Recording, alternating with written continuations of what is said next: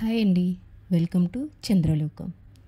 ఎంతో ఈజీగా ఎంతో టేస్టీగా ఉండే చిల్లీ చికెన్ని ప్రిపేర్ చేయడం ఈరోజు చూద్దాం. దానికోసం ఒక హాఫ్ కేజీ చికెన్ని క్లీన్ చేసి పక్కన పెట్టుకొని ఒక 2 స్పూన్ల అల్లం వెల్లుల్లి పేస్టు, రుచికి తగినంత ఉప్పు, 2 స్పూన్ల చికెన్ మసాలా, 2 స్పూన్ల కారం, హాఫ్ టీ స్పూన్ పసుపు, 2 స్పూన్ల ధనియా పౌడర్, వీటన్నింటినీ కూడా చికెన్లో వేసుకోవాలి.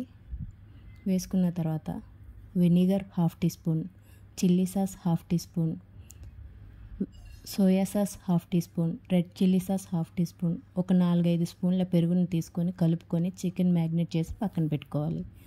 తరువాత ఒక 15 చిల్లీస్ సన్నగా తరిగి పక్కన పెట్టుకోవాలి.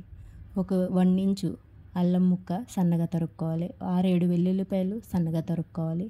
కొత్తిమీర సన్నగా తరుక్కోవాలి. కొంచెం కరివేపాకు, వీటన్నింటినీ రెడీ చేసి పక్కన పెట్టుకోవాలి.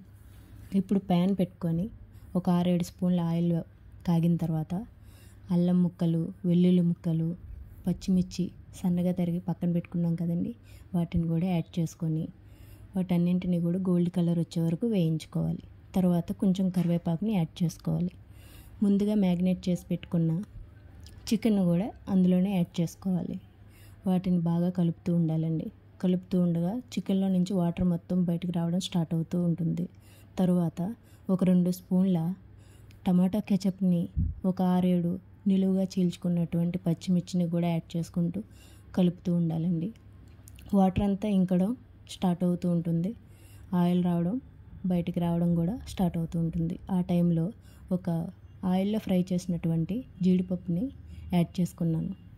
ఆయిల్ మొత్తం బయటికి రావడం స్టార్ట్ అవుతుందండి. తర్వాత కొత్తిమీరని కూడా యాడ్ చేసుకుంటూ బాగా డ్రై అయ్యే వరకు ఫ్రై చేసుకోవాలండి. అంతే, రెడీ అయిపోతుంది మీ చిల్లీ చికెన్. ఈ వీడియో కనుక మీకు నచ్చినట్లయితే లైక్ చేయండి, షేర్ చేయండి, సబ్స్క్రైబ్ చేసుకోండి. Thank you for watching.